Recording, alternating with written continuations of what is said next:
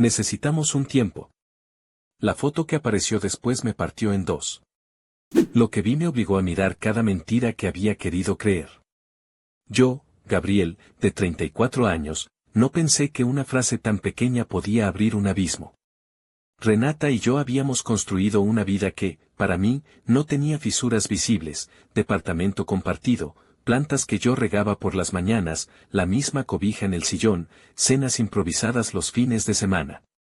No éramos perfectos, discutíamos por cosas estúpidas, por quien dejaba la ropa en el baño, por sus noches largas en la oficina. Pero todo eso era parte del discurso de pareja que uno cree que se soporta. Esa noche vino sin aviso. Hablamos de banalidades hasta que ella cambió el tono, miró su taza y dijo, necesito un tiempo, Gab. Yo me reí porque pensé que era una broma. No lo era. No te lo pido porque te odie, dijo. Es porque no sé quién soy si nos quedamos así. Necesito espacio. Me dejó en el sillón con la taza fría en la mano y la puerta cerrándose detrás de ella como si fuera la última hoja de un libro que yo no había terminado de leer. Al día siguiente todo parecía una pausa torpe, sus mensajes eran intermitentes y políticamente amables. Gracias por entender, hablemos cuando estemos listos. Yo traté de no llamar 10 veces. Llamé 2. Por orgullo, por miedo. Me dijo que no dramatizara, que la dejara respirar. ¿Cómo se respira cuando lo que queda es un hueco en la cama y tu nombre en su silencio? Una semana después, en el grupo de amigos, apareció la foto. No estaba en el perfil de Renata, alguien más la etiquetó. Era una imagen simple, un café en una mesa con una mano entrelazada con otra. La toma no mostraba rostros completos, pero el anillo en la mano izquierda de la otra persona era inconfundible. Lo reconocí porque era el mismo anillo que mi amigo Rodrigo siempre llevaba, con su diseño gastado por el uso. En la esquina de la imagen, apenas visible, había un detalle que me rompió, la servilleta con el logo del lugar donde Renata me había citado para tantas reconciliaciones de baja intensidad. Nunca había visto a Renata con esa mano antes. Mi pecho se encogió. Le mandé un mensaje directo sin pensar, ¿qué es esto? Pasaron minutos que parecieron horas. Cuando respondió, su mensaje fue corto y afilado. ¿Otra vez tú? Esa foto no es lo que crees. Le escribí, ¿con Rodrigo? Su respuesta fue un silencio que pesó más que cualquier explicación. Fui a la casa de Rodrigo esa misma tarde. Él me abrió como si no hubiera pasado nada y me abrazó con esa frialdad que solo tienen los que llevan secretos. Te debo explicaciones, Gab, dijo con voz baja, como si el mundo no los oyera. ¿Qué explicación puede haber para eso? Le dije. ¿Una foto, eso no te basta? Gabriel, no publiques nada, por favor. Es complicado. Su mano tembló. Su actitud cambió todo, una mezcla de culpa y miedo que me encendió. Empecé a notar cosas que antes no veía, llamadas que Rodrigo contestaba en voz baja, la manera en que Renata evitaba encontrarse con mis amigos, mensajes borrados de su pantalla cuando yo entraba a la sala. Intenté hablar con Renata otra vez. No inventes historias, Gabriel, me dijo cuando finalmente nos vimos para hablar de lo que hay. Yo necesito esto. Además, Rodrigo y yo somos amigos, ¿por qué le das tanta importancia a una foto? Su tono era de madre aburrida que reprende a un hijo testarudo. Su indiferencia fue un pulso que me desarmó por dentro. Cuando vi que gente que conocíamos empezaba a preguntar en voz baja, cuando mi hermana Mónica me dijo Gabriel, quizás te está protegiendo de algo que no ves, la paranoia creció. Mónica fue quien me miró a los ojos y dijo, no te están protegiendo, te están usando para un teatro. Mira bien las cosas. Empecé a revisar las cosas que Renata dejaba descuidadas, notas, facturas, correos abiertos en la compu que ella decía que era vieja. Encontré un recibo arrugado en la bolsa de su abrigo, un comprobante de algo que no entendí al principio, un logotipo conocido y una ciudad mencionada en la cabecera. No había números, solo palabras mal impresas y un sello que decía anulado con tinta borrosa. Fue suficiente para que mi cabeza empezara a organizar teorías. La confrontación fue inevitable. ¿con quién estuviste?, le pedí sin preámbulos, con la voz hecha a pedazos. Ella me miró con esa calma que usa la gente que ha practicado su versión de la verdad. Con personas que me ayudan con mi proyecto, dijo. Tampoco hagas una escena. Siempre conviertes todo en drama. ¿Y Rodrigo es parte de ese proyecto? Pregunté. Sí. Él me apoyó cuando yo pedí ayuda. Su sonrisa fue un bisturí. No lo tomes personal. Quería creerla.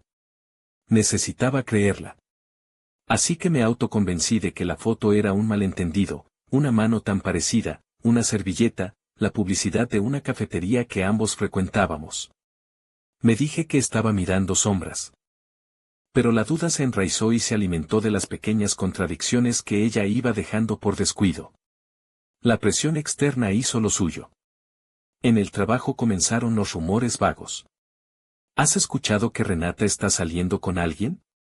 ¿Y Rodrigo? No había nombres propios, solo el rumor como una gotera que va calando. Mis amigos, que siempre habían sido mi red, se dividieron. Rodrigo se volvió evasivo. Mónica se acercó más, como quien prepara una red de contención. No te obsesiones con la validación en redes, me dijo.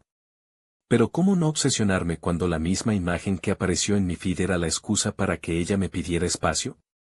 A medida que yo intentaba recomponer mi vida, Renata parecía hilar una nueva versión de la historia. Empezó a insinuar que yo la había hecho sentir vigilada, que mis preguntas eran acoso. En una reunión con amigos, me sorprendió hablando en su favor, describiendo mis actitudes como celos que la asfixiaban. Fue la primera vez que escuché a alguien que conocía usar mi voz en contra mía. Sentí que había una estrategia. Sus palabras eran una red fina que me encerraba, yo era el loco, el que no respetaba el tiempo, el que atacaba sin pruebas. Fue Rodrigo quien, sin querer, rompió esa red. Una tarde, en la cocina, dijo algo por su cuenta, no quería que Gab se enterara así. Lo miré fijo. ¿No querías que me enterara de qué? Pregunté, y su cara se tornó pálida como si la verdad lo quemara. Que esto era para facilitar las cosas, murmuró.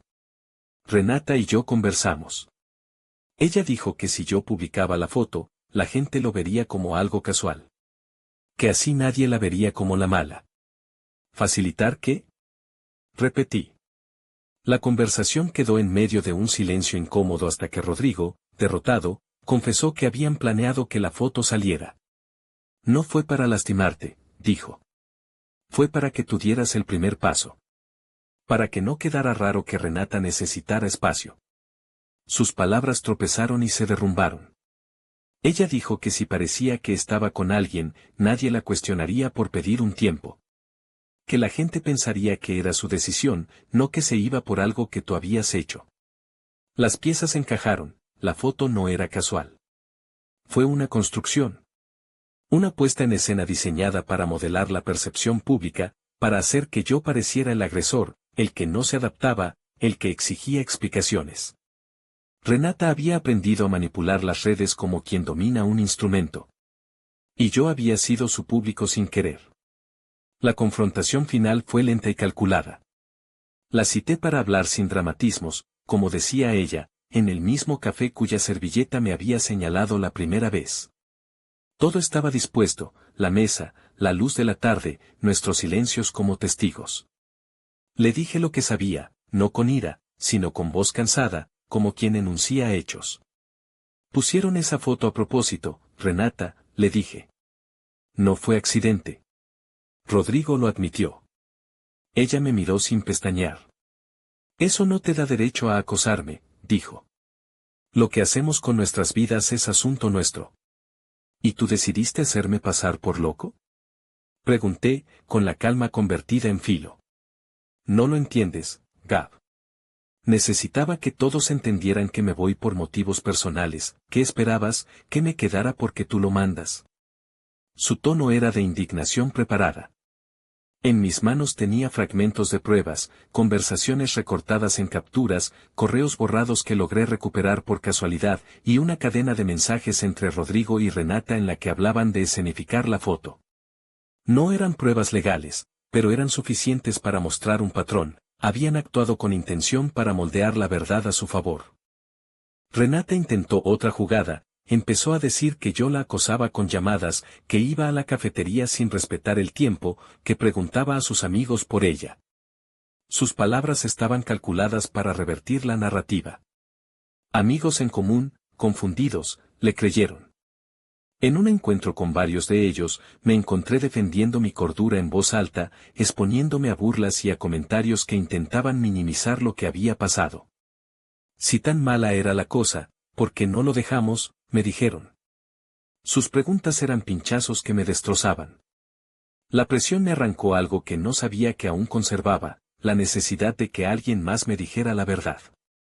Empecé a recolectar todo lo que encontré con lógica obsesiva, capturas de pantalla, mensajes borrados que recuperé de copias de seguridad, el ticket arrugado que a simple vista no era nada y que, al indagar, resultó ser un comprobante de una reserva en una sala privada donde, supuestamente, Renata y Rodrigo habían planeado la publicación.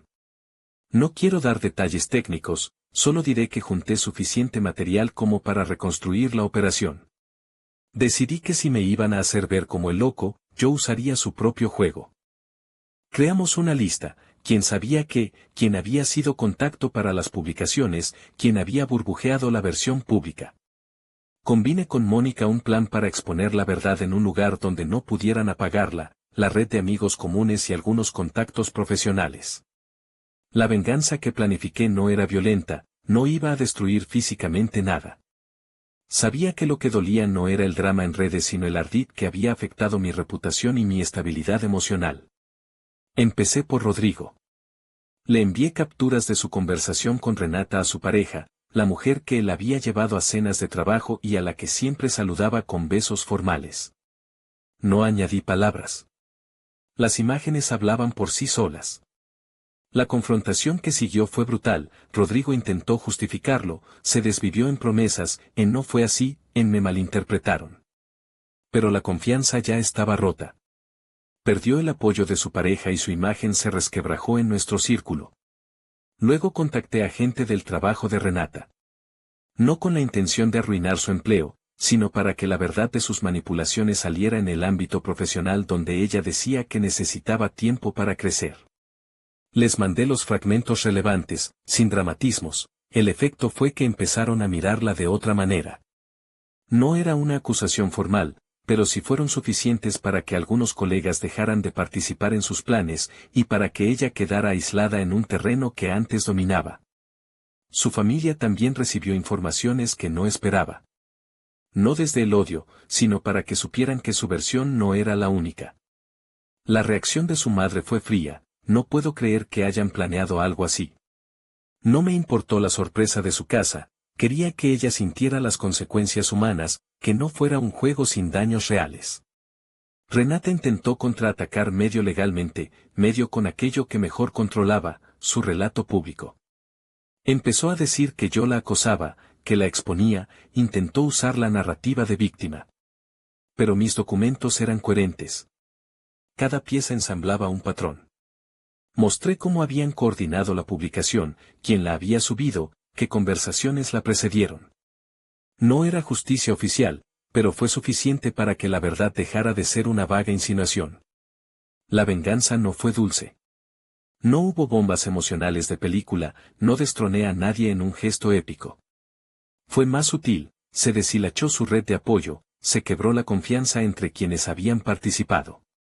Personas que una vez confiaron en ellos pidieron explicaciones y se apartaron. Renata perdió la autoridad que usaba para dirigir conversaciones, Rodrigo perdió la seguridad de que su relación personal era privada. No celebré sus pérdidas, celebré que la mentira que me había aplastado dejara de sostenerse como verdad. Lo que me quedó fue una sensación extraña, el alivio no se parecía a la victoria. Había ganado pruebas, había recuperado parte de mi dignidad, pero no recuperé el tiempo perdido. Renata no volvió. Algunos amigos volvieron con mirada nueva, otros se fueron. Mónica, que estuvo siempre, dijo una frase que se me quedó: no todas las heridas están hechas para cicatrizar, algunas están para enseñarte a no confiar ciegamente. Hubo consecuencias legales menores, llamadas con abogados, advertencias, nada que quisiera convertir en un espectáculo. Preferí que el castigo fuera social y profesional, que enfrentaran lo que habían creado.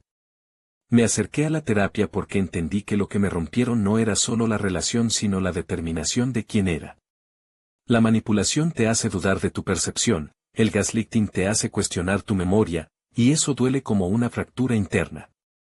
Un par de meses después, en una reunión pequeña con amigos que aún quedaban, Rodrigo intentó acercarse, suplicando perdón. Sus palabras sonaban huecas, no quise que saliera así. Yo lo miré y pensé en todas las veces que me había dicho una cosa y luego había elegido otra. Renata, según supe después por terceros, había decidido cambiar ciudad y reinventarse como si nada hubiera pasado.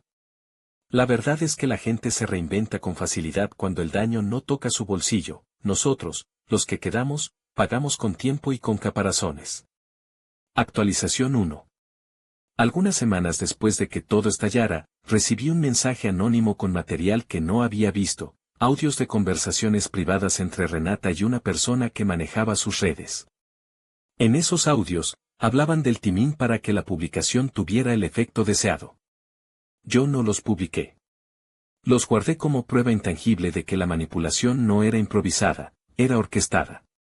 Mandé copias a un par de amigos y, sin más, al silencio se le sumó el peso de la evidencia. Actualización 2. Con el tiempo, la violencia psicológica que viví dejó de ser solo un episodio que contar en cenas. Empecé a notar que la gente que manipula suele repetir patrones. Lo compartí con renuncias laborales y conversaciones que me permitieron alejarme de ambientes que normalizaban ese comportamiento. Las relaciones posteriores las encubrí con preguntas, con límites claros. No es agradable, pero es necesario. Uno no se recupera de la noche a la mañana, aprende a poner luz donde antes había sombras. Actualización final. Renata volvió una vez a la ciudad años después. La vi de lejos en una cafetería donde solíamos planear viajes. Estaba sola. Su andar tenía la marca de quien entiende que algunas puertas no se abren de nuevo sin explicar mucho. No fui a hablarle. No quería saber cómo se justificaba ahora. Preferí mirarla como se mira a alguien que quedó en un capítulo que uno ya cerró. Siento rabia a ratos, y una tristeza que a veces tengo la sensación de que es mía y otras que me la impusieron. Aprendí a no aceptar las medias verdades empaquetadas con sonrisas. Al final, lo que me rompió la cabeza no fue solamente la foto. Fue el descubrimiento de que algunas personas fabrican realidades para que la verdad sea un lujo que pocos pueden permitirse. Lo que hice fue pequeño y tal vez cobarde en el sentido tradicional, no arruiné vidas con grandes gestos, solo puse en evidencia lo que habían tejido. Conseguí que la historia dejara de ser una sola voz que me dejaba sin aire. Y aunque la cicatriz no se borra, ahora cuando alguien me mira con desconfianza, puedo mirar hacia adentro sin dudar tanto. Aprendí a creer mis ojos y a guardar mis silencios menos tiempo del que ellos esperaban que los guardara. La historia no termina aquí, hay documentos que todavía duermen en un cajón, y preguntas que aún me despiertan. Pero hay algo que sé con firmeza, después de sentirme manipulado, uno aprende a nombrar su propia verdad. Esa mañana abrí el cajón porque necesitaba certezas en algo que ya no fuera la abstracción de un dolor que se repetía en la garganta. Había puesto allí copias de mensajes, capturas, recibos que eran como pequeñas pruebas de una ficción demasiado elaborada. Los desplegué sobre la mesa como si fueran piezas de un rompecabezas que por fin podía tocar. Entre las cosas apareció un sobre con mi nombre en la letra de Renata. No lo había visto antes. Se me heló la sangre. Abrí el sobre con cuidado, como si arrancar la solapa fuera a abrir otra herida. Dentro había una carta escrita a mano. No era una disculpa. Era una confesión a medias, y algo peor, un pedido de ayuda escondido entre frases que yo había leído antes en otros contextos, pero nunca dirigido a mí. Lo siento por todo. No puedo decírtelo ahora. Temo que si hablo, me vaya a arruinar. Si recibes esto, significa que no pude evitar que las cosas salieran. Perdóname por mentirte. Por favor, guarda lo que sabes por un tiempo. Hay cosas que no son como parecen. Leyendo, mi pulso se aceleró. La carta terminaba con una dirección y un número de teléfono. Llamé al número al instante. Contestó una voz de mujer, cansada y rápida, se presentó como Valeria, prima de Renata. Me pidió que fuéramos a tomar un café. Yo quería respuestas, ella parecía tenerlas. Nos sentamos en un bar que olía a café tostado y a humedad. Valeria tenía el pelo recogido y dos ojeras que le daban seriedad. No quería involucrarte, dijo sin preámbulos. Renata me pidió que guardara silencio. Pero después de lo que pasó, ya no puedo quedarme callada. ¿Qué pasó? Pregunté. Ella estaba metida en algo, dijo Valeria. No es solo una cuestión de pareja. Había gente que se beneficiaba de la historia que ella ayudaba a construir. Renata temía, gente que no perdona. El corazón me dio un salto. Mi cabeza pensó en extorsiones, en fotos trucadas, en tramas que se escriben con dinero y miedo. Valeria me pasó una carpeta con correos, facturas de transferencias pequeñas, mensajes de móvil con cuentas bancarias. Todo con fechas que coincidían con las ausencias de Renata. Lo que encontraste en tu cajón, continuó, no fue casualidad. Renata me pidió que te lo diera si algo le pasaba. Ella quería que supieras todo, pero también que lo mantuvieras lejos de prensa. Temía que se convirtiera en algo más grande. Te pido, por favor, que tengas cuidado. La tarde se fue cargando de amenazas implícitas. Al salir, alguien nos miró demasiado tiempo desde el otro lado de la calle. Sentí la vieja paranoia regresar, pero esta vez con sustancia. Tenía pruebas, sí, pero también responsabilidades. Esa misma noche recibí un correo electrónico con copia de un documento legal, un bufete anunciaba que representaba a Renata y que exigían que retirara cualquier publicación o material que infringiera su intimidad. Mandaban plazos, amenazas y la promesa de acciones legales contundentes si no atendía. Me dolió más que la foto original. No por el papel, sino porque aquel intento de intimidación era la confirmación de que, detrás de su sonrisa, había estructura, defensa, estrategias. Renata, o quien la protegía, sabía moverse en territorios que no conocía. Hablé con Ana, la amiga periodista que había estado a mi lado en los peores días. Ella no era de sentimentalismos, su pregunta fue directa.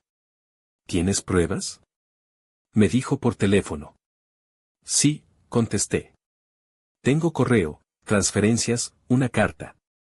Tengo miedo de que esto escale. Entonces no las publiques sin respaldo. Si ellos demandan, vamos a pedir peritajes. Yo puedo conseguir que un laboratorio forense revise los archivos, las fotos, los metadatos. Si algo está manipulado o si hay pagos implicados, lo veremos. Ana se presentó al día siguiente con una mochila llena de cables y una calma que me dio soporte. Pasamos la tarde en su apartamento. Ella desenmarañó cada archivo, llamó a un amigo perito que hizo análisis técnicos. El resultado fue doble. Por un lado, varias imágenes conservaban metadatos inconsistentes, por otro, hubo transferencias bancarias a cuentas que, tras una cadena de empresas, se ligaban a alguien que antes había sido socio de Renata. No basta para una denuncia penal, me dijo Ana, pero sí para sostener una historia periodística sólida. Si ellos llevan esto a los tribunales, no podrán hacerlo sin explicar de dónde salió la plata. El conflicto escaló cuando, 2 noches después, recibí una visita inesperada. Fue temprano, en la puerta de mi casa. No era Renata, sino su madre. Llevaba un abrigo grueso y las manos heladas, y algo en su mirada me hizo triste. No quería verte así, dijo. Mi hija me llamó. Dice que está contigo, que le estás haciendo daño. Quiere que devuelvas las cosas. Su hija tiene la carta que me escribió, contesté. No estoy seguro de entender todo, pero no puedo borrarlo. No quiero hacerle daño, señora. Quiero respuestas. Renata está asustada, replicó ella. No sé todo. Pero te pido que la contacto. Hay cosas en las que la verdad es peligrosa. La conversación fue un tira y afloja de intenciones. Su súplica me turbó más que cualquier amenaza legal. Me pregunté en qué momento el amor que sentí se había convertido en un tablero donde piezas movían manos ajenas. A la semana, la historia comenzó a respirar por otras vías. Ana publicó un reportaje en el que expuso las inconsistencias, sin sensacionalismo, con cuidado. Mostramos documentos, sin nombres que los pudieran hacer caer en demandas certeras, y pedimos explicaciones. La reacción fue inmediata, cuentas que intentaron borrar huellas, voces en redes que cambiaron de versión, una nota oficial que no decía nada y, por primera vez, preguntas de autoridades sobre transferencias. Cuando me acosté esa noche pensé en la carta de Renata, en la madre que me había pedido indulgencia, en la sensación de haber hecho lo correcto sin sentirme heroico. Hubo, por supuesto, consecuencias. Me llamaron cobarde por no haberla enfrentado frente a frente cuando la vi en la cafetería, me acusaron de ambicioso por usar pruebas. Algunos amigos se alejaron. Otros me abrazaron y dijeron que por fin había luz. Meses después abrí el cajón de nuevo. Había menos papeles, porque Ana y yo habíamos entregado copias a quien correspondía y la exposición había corrido como agua. Todavía dormían allí 2 sobres con cosas que jamás quise publicar, cartas que mostraban miedo real y vidas que, aunque afectadas, no pertenecían a la esfera pública. Renata volvió a mandar un mensaje, una línea que decía, si quieres, hablamos. Si no, cuida lo tuyo. No respondí de inmediato. Pensé en la última frase de su carta, hay cosas que no son como parecen. Fueron palabras que, más que excusas, sonaban a advertencia. Fui a verla al tercer encuentro que ella propuso. No hubo gritos, ni melodramas, solo un cruce de verdades que ya no necesitaban dramatismo para ser letales. Renata parecía más pequeña que en los recuerdos, su piel tenía la remarcación de quien ha fingido durante mucho tiempo. Pensé que podía controlar la historia, dijo ella. Pensé que guardándote partes de la verdad te protegía.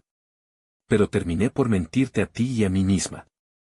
¿Protegerme de qué? Pregunté. De quienes me exigían pruebas de lealtad, contestó. De un grupo que necesitaba que yo escribiera una vida que no era la mía. La conversación fue más honesta que cualquier juicio. Hablamos de miedo, de ventaja, de cómo algunas personas hacen de la verdad un commodity que venden por seguridad. No hubo reconciliación. No la buscábamos ninguno de los dos. Hubo, sí, una despedida con menos aspereza que la primera vez. Al salir, dejé sobres en la casa de su madre, copias de todo, con instrucciones de que se entregaran a quien correspondiera si algo le pasaba a Renata. Fue un gesto pequeño, pero cerrado. Ahora, cuando pienso en la foto que me rompió la cabeza, sé que el daño fue mayor por lo que vino después, la red de intereses, la manipulación, la guerra por controlar relatos. Lo que aprendí en el proceso no solo fue a creer mis ojos, sino a medir la verdad con paciencia. A veces la evidencia es ruido, otras veces, es la brújula que te guía fuera del laberinto. Las preguntas siguen. Los sobres en el cajón ya no son trampas, sino salvoconductos.